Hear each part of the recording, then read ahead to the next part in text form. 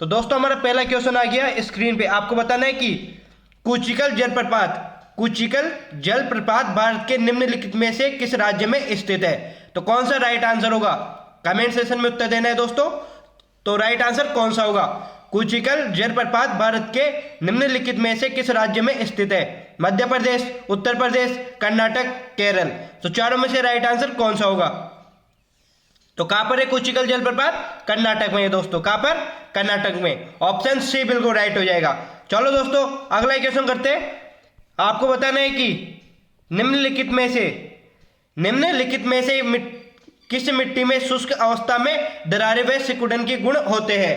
तो बताना है कि दोस्तों आपको शुष्क अवस्था में कौन सी मिट्टी में दरारें और सिकुड़न आ जाती है दोस्तों। ऑप्शन है हमारे बाल चिकनी मिट्टी, लाल जरा मिट्टी, रेतीली मिट्टी, दोमट मिट्टी। तो चारों में से राइट आंसर कौन सा होगा। तो बताना है कि किस मिट्टी में शुष्क अवस्था में दरारें व सिकुड़न आ जाता है। तो कौन सा है दोस्तों, ऑप्शन ए बिल्कुल राइट हो जाएगी, बाल चिकनी मिट्टी दोस्तों। ऑप्शन ए बिल्कुल राइट हो जाएगा इसमें। बाल चिकनी मिट्टी में सूखे की अवस्था में दरारें व सिकुड़न आ जाता है दोस्तों, ध्यान में रखना। अगले क्वेश्चन को उत्तर देना है दोस्तों। बताना है कि भारतीय मानक समय किस अक्षांश के निश्चित किया जाता है। भारतीय मानक समय किस अक्षांश पर निश्चित किया जाता है।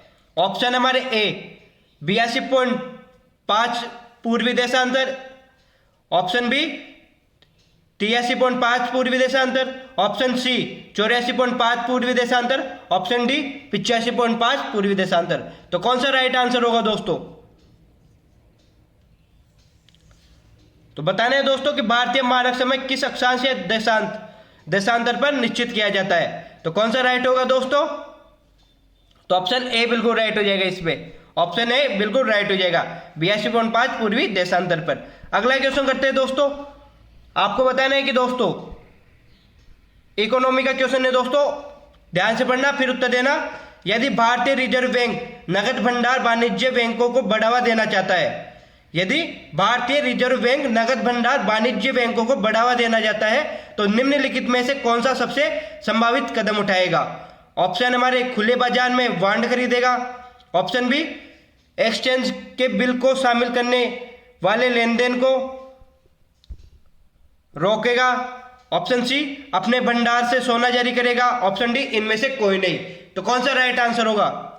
यदि भारतीय रिजर्व बैंक नगद भंडार वाणिज्य बैंक को बढ़ावा देना चाहता है तो निम्नलिखित में से कौन सा कदम उठाएगा।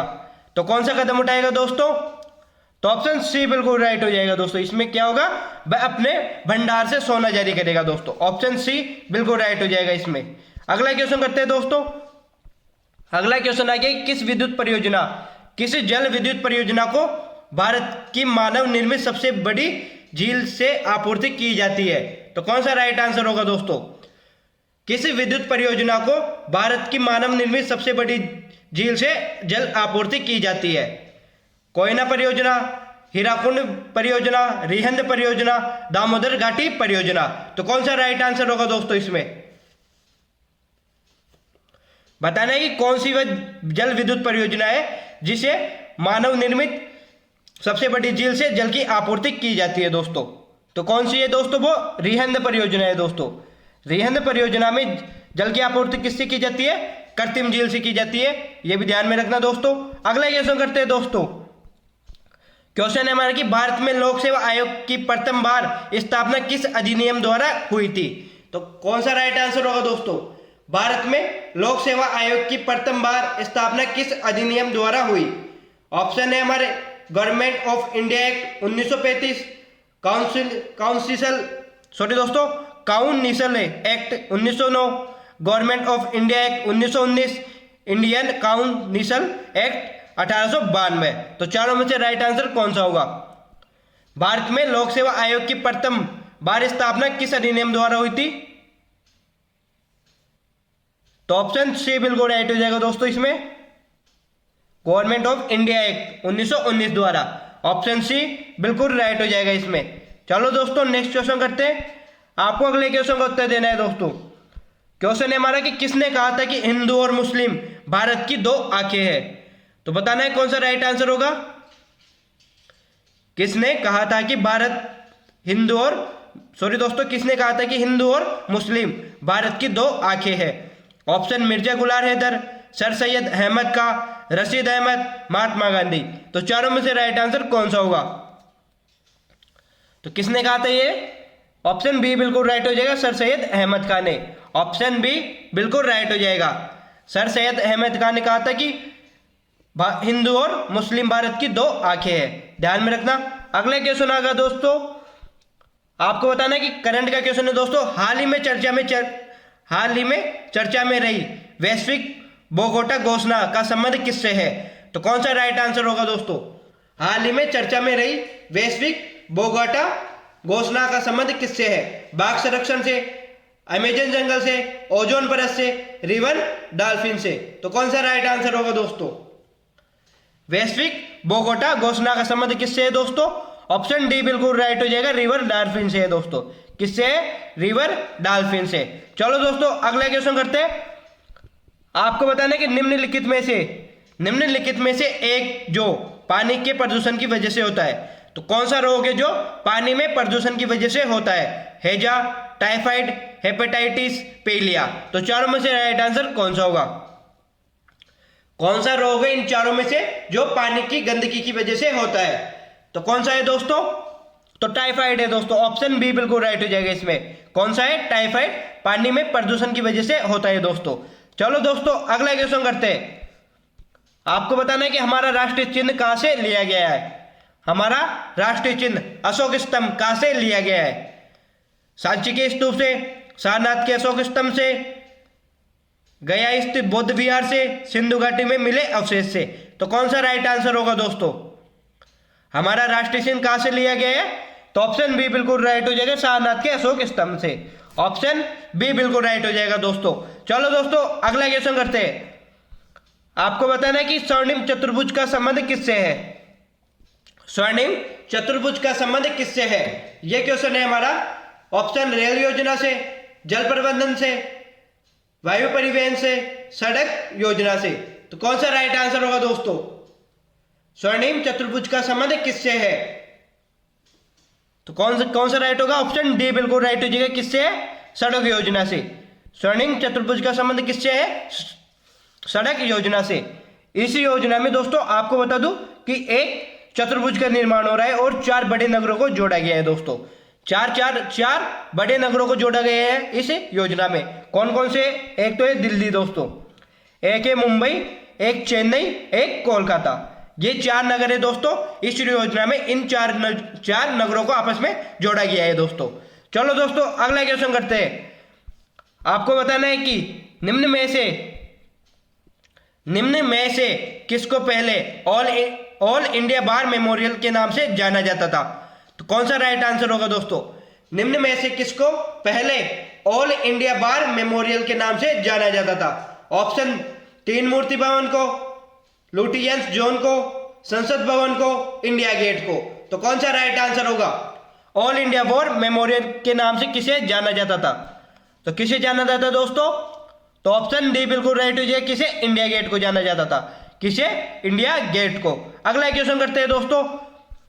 आपको बताना है कि 1191 में तराइन का युद्ध मोहम्मद गौरी और किसके बीच हुआ था? तो कौन सा राइट आंसर होगा? 1191 में तराइन का प्रथम युद्ध किन किन के बीच हुआ था? एक का नाम तो था क्या? मोहम्मद गौरी। और दूसरे कौन थे आपको ये बताना है दोस्तों। दूसरे का ऑप्शन है हमारे विग्रहराज, जयपाल, जयचंद, पृथ्वीराज चौहान। तो कौन सा राइट आंसर होगा?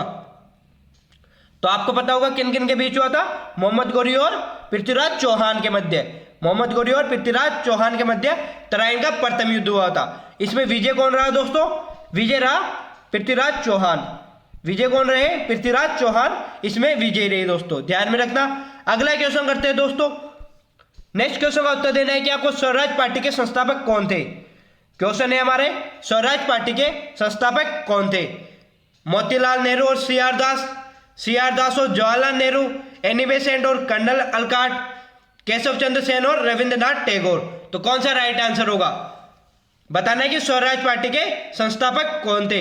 इसका उत्तर देना है दोस्तों आपको। तो कौन थे दोस्तों स्वराज पार्टी के संस्थापक? मोतीलाल नेहरू और CR दास। ऑप्शन ए बिल्कुल राइट हो जाएगा। चिरंतन दास और मोतीलाल नेहरू ये स्वराज पार्टी के संस्थापक थे, ध्यान में रखना। अगला क्वेश्चन करते हैं दोस्तों। आपको बताना है कि इनमें से किस शहर को दक्षिण भारत का मैनचेस्टर कहा जाता है। इनमें से किस शहर को दक्षिण भारत का मैनचेस्टर कहा जाता है, यह क्वेश्चन है हमारा। ऑप्शन है हमारे कोयम्बटूर, मदुरई, बेंगलुरु, चेन्नई। तो चारों में से राइट आंसर कौन सा होगा? दक्षिण भारत का मैनचेस्टर किसे कहा जाता है, यह क्वेश्चन है हमारा। तो किसे कहा जाता है दोस्तों? कोयम्बटूर को कहा जाता है दोस्तों। किसे? कोयम्बटूर को कहा जाता है दक्षिण भारत का मैनचेस्टर। ऑप्शन ए बिल्कुल राइट हो जाएगा दोस्तों इसमें। और भारत का मैनचेस्टर किसे कहा जाता है? तो भारत का मैनचेस्टर अहमदाबाद को भारत का मैनचेस्टर कहा जाता है, ध्यान में रखना। अगला क्वेश्चन करते हैं दोस्तों। अगले क्वेश्चन को उत्तर देना है आपको। बताना है कि वेद समाज के संस्थापक का नाम बताइए। वेद समाज के संस्थापक का नाम बताइए। राजा राम मोहन राय, दयानंद सरस्वती, केसरी घरालू नायडू, केशव चंद्र सेन। तो कौन सा राइट आंसर होगा? वेद समाज के संस्थापक कौन थे? तो कौन थे दोस्तों? ऑप्शन डी बिल्कुल राइट हो जाएगा। कौन थे? केशव चंद्र सेन। ऑप्शन डी बिल्कुल राइट हो जाएगा दोस्तों, ध्यान में रखना। और पूछे तो ब्रह्म समाज के संस्थापक कौन थे? तो ब्रह्म समाज के कौन थे? राजा राम मोहन राय। दयानंद सरस्वती कौन से समाज के थे? आर्य समाज के। दोस्तों आर्य समाज के कौन थे? दयानंद सरस्वती। राजा राम मोहन राय ब्रह्म समाज के, केशव चंद्र सेन वेद समाज के संस्थापक थे। चलो दोस्तों अगला क्वेश्चन करते हैं। आपको बताना है कि निम्नलिखित राज्यों में से किसमें श्रीहरिकोटा स्थित है। निम्नलिखित राज्यों में से किस राज्य में श्रीहरिकोटा स्थित है? ऑप्शन आंध्र प्रदेश, तमिलनाडु, महाराष्ट्र, गुजरात। तो कौन सा राइट आंसर होगा? तो कौन से राज्य में श्रीहरिकोटा स्थित है दोस्तों? तो ऑप्शन ए बिल्कुल राइट हो जाएगा दोस्तों। ऑप्शन ए बिल्कुल राइट हो जाएगा। आपको बता दूं श्रीहरिकोटा किस लिए प्रसिद्ध है? तो मिसाइल लॉन्च कहां से होती है दोस्तों? हमारे भारत में श्रीहरिकोटा से मिसाइलें लॉन्च होती है दोस्तों। तो ये मिसाइल लॉन्च करने के लिए प्रसिद्ध है श्रीहरिकोटा। चलो दोस्तों अगला क्वेश्चन करते हैं। आपको बताना है कि भारतीय पुरातत्व सर्वेक्षण निम्नलिखित विभागों या मंत्रालयों में से किसका संलग्न कार्यालय है? तो कौन सा राइट आंसर होगा? भारतीय पुरातत्व सर्वेक्षण निम्नलिखित विभागों या मंत्रालयों में से किसका संलग्न कार्यालय है? ऑप्शन पर्यटन का, मानव संसाधन विकास का, विज्ञान और प्रौद्योगिकी का, संस्कृति मंत्रालय का। तो कौन सा राइट आंसर होगा? भारतीय पुरातत्व सर्वेक्षण किस मंत्रालय से संबंधित है दोस्तों? ये क्वेश्चन है हमारा सीधा सीधा। तो बताना है कौन सा है दोस्तों? तो ऑप्शन डी बिल्कुल राइट हो जाएगा। किससे संबंधित है? संस्कृति मंत्रालय से संबंधित है। कौन? भारतीय पुरातत्व सर्वेक्षण, ध्यान में रखना। चलो दोस्तों अगला क्वेश्चन करते हैं। आपको बताना है कि मोनाक्षी मंदिर कहां पर स्थित है। मोनाक्षी मंदिर कहां पर स्थित है? कांचीपुरम, खजुराहो में, मैदुरै में, तिरुपति में। तो कौन सा राइट आंसर होगा दोस्तों? मोनाक्षी मंदिर कहां पर स्थित है, यह क्वेश्चन है हमारा। तो कहां पर है दोस्तों? तो ऑप्शन सी बिल्कुल राइट हो जाएगा। कहां पर है? मदुरै में। ऑप्शन सी बिल्कुल राइट हो जाएगा इसमें। चलो दोस्तों अगला क्वेश्चन करते हैं। आपको अगले क्वेश्चन का उत्तर देना है। तो दोस्तों बताइए कि निम्नलिखित में से, क्वेश्चन इंपोर्टेंट है और परीक्षा की दृष्टि से भी इंपोर्टेंट होने वाला है ये, कि निम्नलिखित गुफा चित्रों में से सबसे पुरानी चित्र कौन सी है। तो आपको बताना है कि सबसे पुरानी चित्र शैली कौन सी गुफा चित्र शैली है दोस्तों? अजंता की, चिंतन वासल की, एलोरा की, भीमबेटका की। तो कौन सा राइट आंसर होगा? तो सबसे पुरानी चित्र शैली कौन सी है दोस्तों? कौन सी गुफा चित्र शैली है सबसे पुरानी? तो एलोरा की गुफा शैली है दोस्तों। ऑप्शन सी बिल्कुल राइट हो जाएगा दोस्तों। ऑप्शन सी बिल्कुल राइट हो जाएगा। चलो दोस्तों अगला क्वेश्चन करते हैं। अगला क्वेश्चन करने से पहले दोस्तों, अगर आप हमारे चैनल पे नए हो तो चैनल को सब्सक्राइब कर लेना। अगर आपको ये वीडियो अच्छी लग रही है तो वीडियो को लाइक कर देना और अपने दोस्तों के पास भी शेयर कर देना। चलो दोस्तों क्वेश्चन आ गया कि कवि चित्रकार मौलाराम चित्रकला की किस शैली से के लिए प्रसिद्ध है? तो कौन सा राइट आंसर होगा? चित्रकार मौलाराम। दोस्तों कौन है? कवि चित्रकार मौलाराम चित्रकला की किस शैली के लिए प्रसिद्ध है? बसोली शैली, कांगड़ा शैली, गुलेर शैली, गढ़वाल शैली। तो बताओ कौन सा राइट आंसर होगा? कवि चित्रकार मौलाराम। दोस्तों नाम ध्यान से में रखना दोस्तों, कौन है? मौलाराम नाम किस चित्रकला की कौन सी शैली के लिए प्रसिद्ध है? तो कौन सी शैली के लिए प्रसिद्ध है दोस्तों? तो ऑप्शन डी बिल्कुल राइट हो जाएगा, गढ़वाल शैली के लिए प्रसिद्ध है मौलाराम। किसके लिए प्रसिद्ध है? गढ़वाल शैली के लिए। चलो दोस्तों अगला क्वेश्चन करते हैं। आपको बताना है कि हाल ही में, करंट का क्वेश्चन है दोस्तों, हाल ही में भारतीय नागरिकों के लिए वीजा मुक्त प्रवेश की घोषणा किसने की है? तो दोस्तों क्वेश्चन इंपोर्टेंट है, आपको बताना है उत्तर क्या होगा कि हाल ही में भारतीय नागरिकों के लिए वीजा मुक्त प्रवेश की घोषणा किसने की है? तो कौन से देश में जाने के लिए हमें वीजा नहीं चाहिए, ये किस देश ने ये घोषणा की है? मलेशिया ने, थाईलैंड ने, वियतनाम में, कंबोडिया में। तो कौन सा राइट आंसर होगा? तो किस देश ने यह घोषणा की है कि भारतीय नागरिकों को इस देश में बिना वीजा के प्रवेश किया जा सकता है दोस्तों? तो किसने की है यह घोषणा? तो ये थाईलैंड ने की है दोस्तों। थाईलैंड में भारतीय नागरिक बिना वीजा के प्रवेश कर सकते हैं दोस्तों। ऑप्शन बी बिल्कुल राइट होगा। अगला क्वेश्चन करते हैं दोस्तों। बताना है कि विश्व का सबसे ऊंचा कहा जाने वाला विश्व शांति स्तूप बिहार में कहां स्थित है? तो दोस्तों एक डाउट तो आपका क्लियर होगा कि विश्व का सबसे ऊंचा शांति स्तूप कहां पर है? बिहार में। तो ये आपको बताना है कि बिहार में भी कहां पर स्थित है? राजगिरी में, वैशाली में, नालंदा में, पटना में। तो कौन सा राइट आंसर होगा? विश्व शांति स्तूप कहां पर स्थित है? तो एक तो आ गया आपका बिहार में स्थित है दोस्तों, और बिहार में भी कहां पर है? राजगिरी में। ऑप्शन ए बिल्कुल राइट हो जाएगा इसमें। ऑप्शन ए बिल्कुल राइट हो जाएगा। चलो दोस्तों अगला क्वेश्चन करते हैं। अगले क्वेश्चन को उत्तर दे रहे हैं आपको। क्वेश्चन है हमारा कि बोध गया में स्थित प्रसिद्ध महाबोधि मंदिर का निर्माण किस शासक ने करवाया था? तो कौन सा राइट आंसर होगा?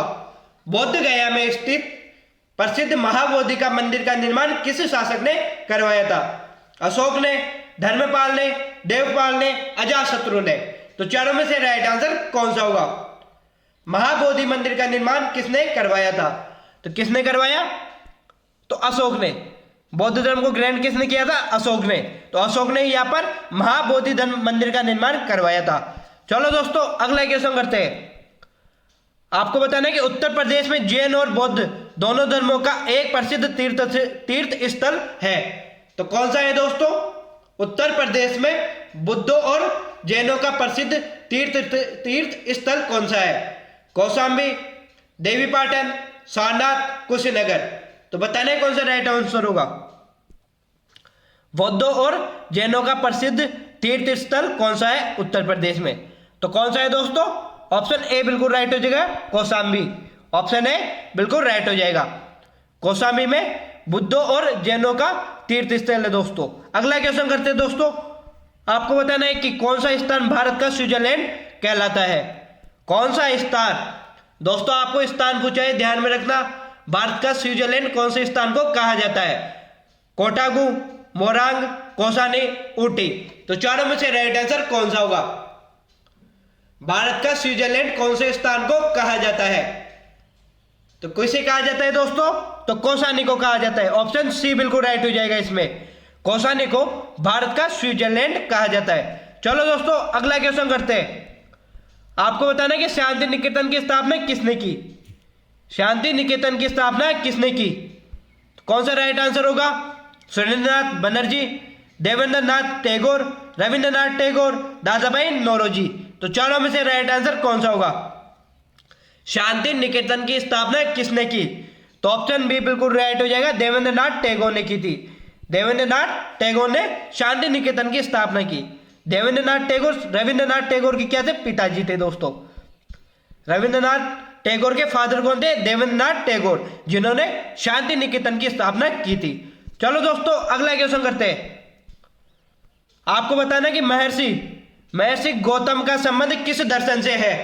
महर्षि गौतम का संबंध किस दर्शन से है? सांख्य दर्शन से, योग दर्शन से, वैशेषिक दर्शन से, न्याय दर्शन से। तो कौन सा राइट आंसर होगा? महर्षि गौतम का संबंध किस दर्शन से है? तो कौन से दर्शन से है दोस्तों? ऑप्शन डी बिल्कुल राइट हो जाएगा। किससे? न्याय दर्शन से। ऑप्शन डी बिल्कुल राइट हो जाएगा इसमें। महर्षि गौतम का संबंध किससे? न्याय दर्शन से। चलो दोस्तों अगला क्वेश्चन करते हैं। तो आपको बताना है कि हाल ही में, करंट का क्वेश्चन है, हाल ही में भारतीय वायुसेना MiG-21 वायुसेन लड़ाकू विमानों की अंतिम विदाई कहाँ हुई है? तो कौन सा राइट आंसर होगा? हाल ही में भारतीय वायुसेना से MiG-21 वायुसेन लड़ाकू विमानों की अंतिम विदाई कहाँ से हुई है? शिलांग से, अंबाला से, बाड़मेर से, भुज से। तो कौन सा राइट आंसर होगा? तो कौन सा राइट होगा? ऑप्शन सी बिल्कुल राइट हो जाएगा, बाड़मेर से। ऑप्शन सी बिल्कुल राइट हो जाएगा। चलो दोस्तों अगला क्वेश्चन करते हैं। आपको बताना है कि संगीतज्ञ, तो कौन सा राइट आंसर होगा? इंपॉर्टेंट क्वेश्चन होने वाला है दोस्तों।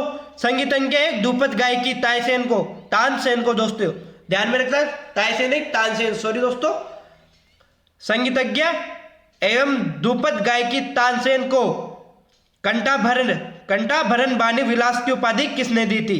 तो कौन सा राइट आंसर होगा? तानसेन को, जो किसका?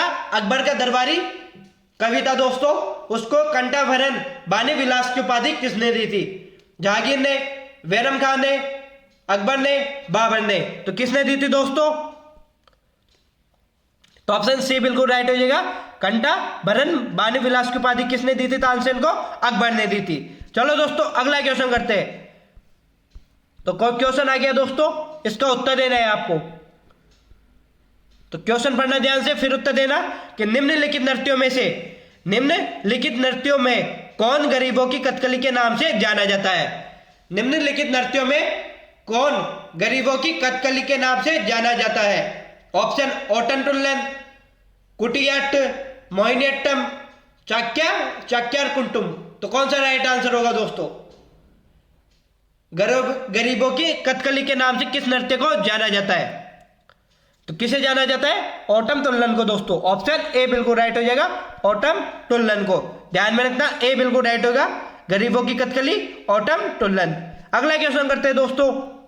आपको बताना है कि उड़ीसा में सबसे बड़ी वेग वाटर लेगून झील कौन सी है? उड़ीसा में सबसे बड़ी वेग वाटर लेगून झील कौन सी है? वुलर झील, उमियम झील, चिल्का झील, लोनार झील। तो चारों में से राइट आंसर कौन सा होगा? उड़ीसा में सबसे बड़ी वेग वाटर लेगून झील कौन सी है? तो चिल्का झील है दोस्तों। ऑप्शन सी बिल्कुल राइट हो जाएगा। कौन सी है? चिल्का झील। चलो दोस्तों अगला क्वेश्चन करते हैं। तो आपको बताना है कि निम्नलिखित में से कौन सी मिट्टी रेगुर शब्द से संबंधित है? कौन सा राइट आंसर होगा कि निम्नलिखित में से कौन सी मिट्टी रेगुर शब्द से संबंधित है? लेटेराइट मिट्टी, काली कपास मिट्टी, लाल मिट्टी, डेल्टाइट जलोढ़ मिट्टी। तो कौन सा राइट आंसर होगा? निम्नलिखित में से कौन सी मिट्टी रेगुर शब्द से संबंधित है? तो कौन सी है दोस्तों? तो ऑप्शन बी बिल्कुल राइट हो जाएगा इसमें, काली कपास मिट्टी। काली कपास मिट्टी रेगुर शब्द से संबंधित है। चलो दोस्तों अगला क्वेश्चन करते हैं। आपको बताना है कि हीराकुंड बांध किस नदी पर स्थित है? हीराकुंड बांध किस नदी पर स्थित है?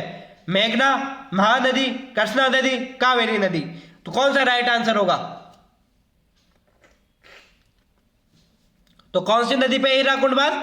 तो ऑप्शन बी बिल्कुल राइट होगा, महानदी पर। महानदी पर हीराकुंड बांध स्थित है। और बताऊं तो कहां पर स्थित है? उड़ीसा में। कहां पर है? उड़ीसा में स्थित है दोस्तों, ये भी ध्यान में रखना। भारत का सबसे ऊंचा बांध है दोस्तों ये। भारत का सबसे ऊंचा बांध कौन सा है? हीराकुंड बांध। चलो दोस्तों अगला क्वेश्चन करते हैं। क्वेश्चन है हमारा कि भारत में निम्नलिखित में से किस क्षेत्र में शीतकालीन विक्षोभों में वर्षा होती है? तो बताओ कौन से क्षेत्र में शीतकालीन विक्षोभों में वर्षा होती है? पंजाब में, केरल में, तमिलनाडु में, पश्चिमी घाट में या केरल में। तो कौन सा राइट आंसर होगा? किस क्षेत्र में शीतकालीन विक्षोभों से वर्षा होती है? तो कौन से राज्य में होती है दोस्तों? तो ऑप्शन ए बिल्कुल राइट होगा। किस में होती है? पंजाब में होती है दोस्तों। पंजाब में होती है। ये शिक्षा राजस्थान में भी होती है दोस्तों। कहां पर? राजस्थान में भी होती है। हरियाणा में भी होती है दोस्तों। कहां पर? हरियाणा में होती है। ये 4-5 जिले दोस्तों जहां पर शीतकालीन विक्षोभों से वर्षा होती है। चलो दोस्तों अगला क्वेश्चन करते हैं। बताना है कि नोबेल पुरस्कार कितने क्षेत्रों में दिया जाता है? नोबेल पुरस्कार कितने क्षेत्रों में दिया जाता है? 3 क्षेत्रों में, 4 क्षेत्रों में, 5 क्षेत्रों में, 6 क्षेत्रों में। तो कौन सा राइट आंसर होगा? नोबेल पुरस्कार किस क्षेत्रों में दिया जाता है? तो कितने में दिया जाता है? 6 क्षेत्रों में दिया जाता है। ऑप्शन डी बिल्कुल राइट होगा इसमें। कितने क्षेत्रों में? 6 क्षेत्रों में। चलो दोस्तों अगला क्वेश्चन करते हैं। आपको बताना है कि भारत की सबसे बड़ी झील, भारत की सबसे बड़ी मीठे पानी की झील वुलर झील कौन से राज्य में है? तो बताना है कि वुलर झील कौन से राज्य में स्थित है? महाराष्ट्र, राजस्थान, जम्मू कश्मीर, उड़ीसा। तो चारों में से राइट आंसर कौन सा होगा? वुलर झील कौन से राज्य में स्थित है? तो कौन से में है?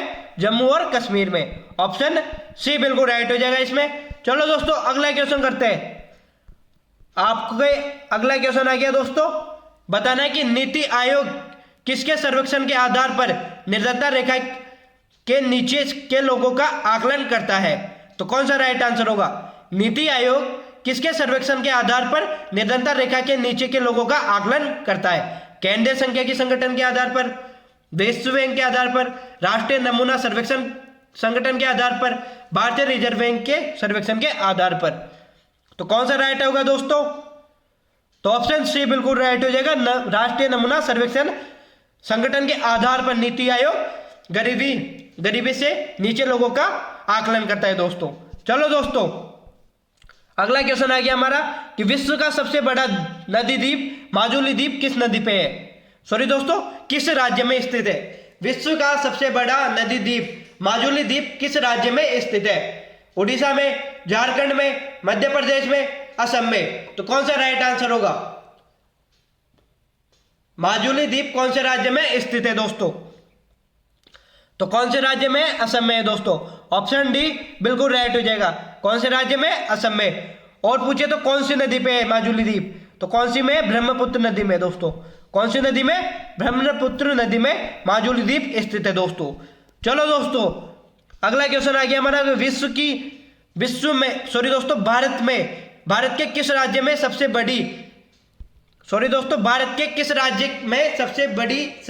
लंबी तटरेखा है? भारत के किस राज्य की सबसे बड़ी या लंबी तटरेखा है? आंध्र प्रदेश, महाराष्ट्र, गुजरात, पश्चिम बंगाल। तो सबसे लंबी है, सबसे बड़ी तटरेखा कौन से राज्य की है भारत में? तो कौन से की है? गुजरात की है दोस्तों। ऑप्शन सी बिल्कुल राइट हो जाएगा इसमें। गुजरात की तटरेखा भारत की सबसे बड़ी तटरेखा है दोस्तों। चलो दोस्तों इसी के साथ आज का हमारा ये सेशन यहीं पर समाप्त होता है। दोस्तों तो आशा करूंगा आप सभी को हमारा ये सेशन अच्छा लगा होगा। अगर आपको हमारा ये सेशन अच्छा लगा है तो सेशन को लाइक कर देना और अपने दोस्तों के पास भी शेयर कर देना। अगर आप हमारे चैनल पर नए हो तो चैनल को भी सब्सक्राइब कर लेना और बेल आइकन को भी क्लिक कर लेना ताकि आपको हमारी वीडियोज का नोटिफिकेशन मिल सके। तो इसी के साथ दोस्तों जय हिंद, जय भारत, जय श्री राम दोस्तों।